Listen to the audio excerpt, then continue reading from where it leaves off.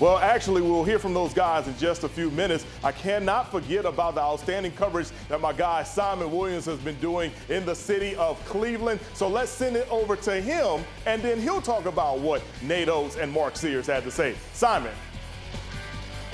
Survive and advance is the motto of playing in a single elimination tournament, especially one of this magnitude like the NCAA Tournament.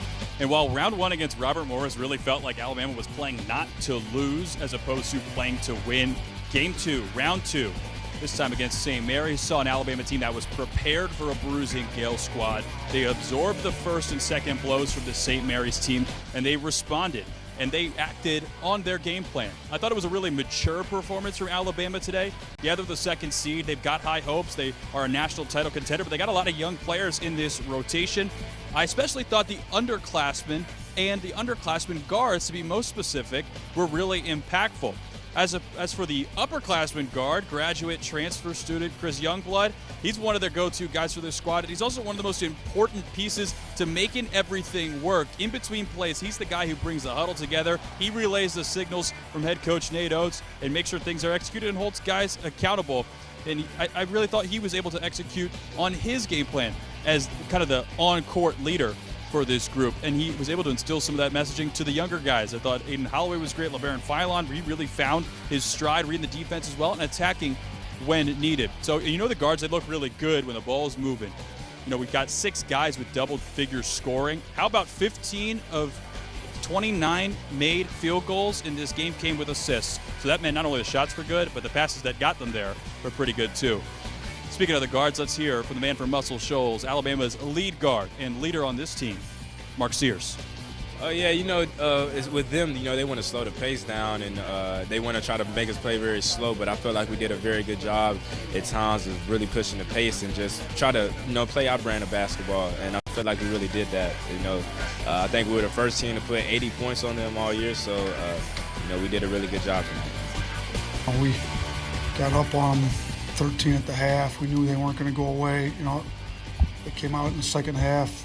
They were scoring on us a little too much. I thought our guys, though, did after they made a little run there, I thought our guys answered it. We played well on the offensive end. For most of the game, we had too many turnovers. They had 0 turnovers at the half. We were able to turn them over 6 times in the second half, which was big.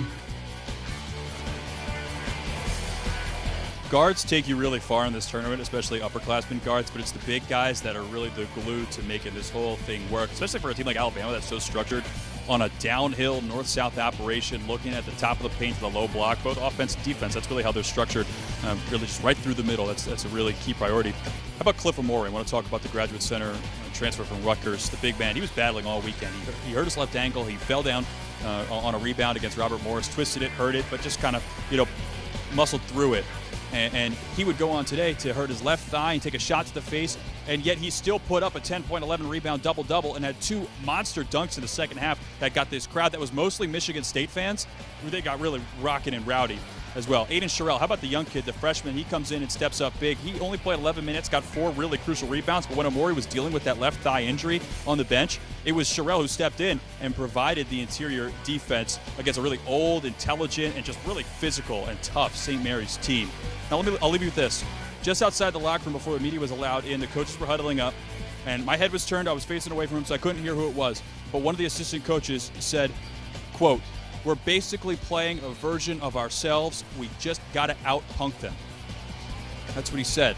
As for their next opponent, BYU, the 6th-seeded Cougars, is who Alabama faces in the next round, the Sweet 16 of the NCAA Tournament on Thursday or Friday in Newark, New Jersey. We'll get to that when we can, but for now, in Cleveland, Ohio, Simon Williams, Fox 54 Sports. All right, thank you so much, Simon. We appreciate the coverage you've been providing for us from the state of Ohio. Now,